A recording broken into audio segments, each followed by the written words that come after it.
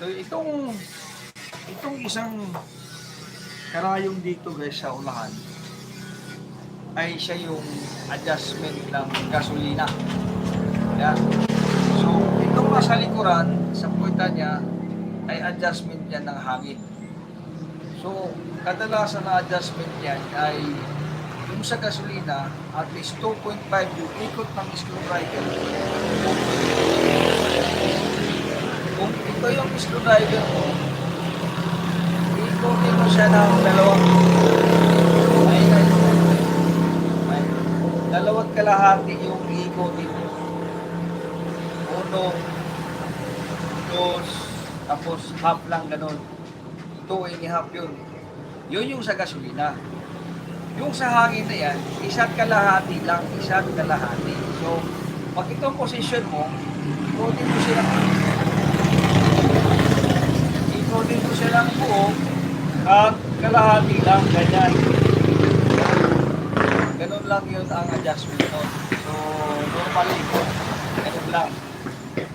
So, pag nag-wild siya dahil kulang sa hangin, adjust mo kunti yung hangin. Pag hindi malakas, walang puwersa pag walang puwersa yung chainsaw nyo guys, ibalik nyo ng konti, sasarado nyo konti yung karayom ng karburador yun. Okay?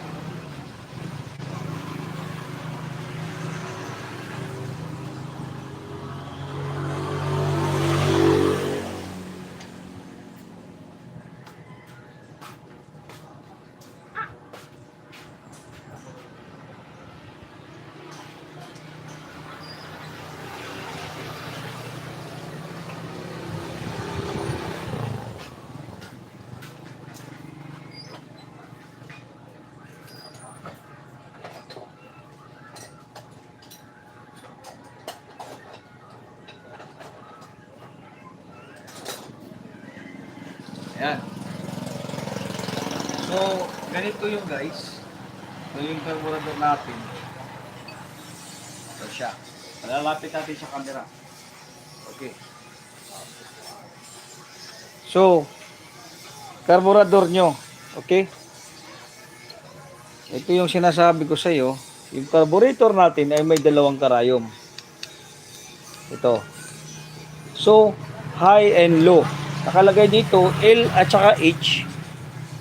Yan yung adjustment ng low, meaning ay mostly adjustment siya sa gasolina, sa gas.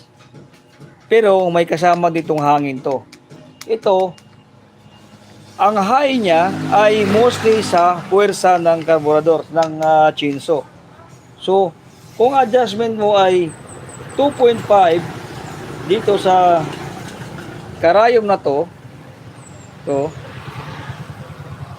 sasarado mo muna yan, tapos ikotin mo siya ng 2 kalahati. 1, 2, tapos 2 kalahati lang. Now, itong sa hangin mo ay adjustment mo ay 1 kalahati lang yan. Okay. So kung ito yung hangin mo ay 1, ito yung normal na adjustment, ikotin mo siya ng 1 at kalahati lang. Pag walang pwersa yung makina mo, sasarado mo ng konti lang.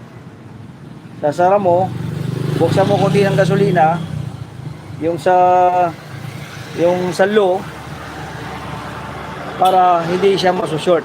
Okay? Pag nag-weld, buksan mo konti yung hangin. Tapos adjust mo yung ito. Adjuster to ng minor. Yan. Okay? So yan lang yung simpleng adjustment guys sa carburetor ng chainsaw. Yan. So nasundan nyo ba? Ganun lang kasimple.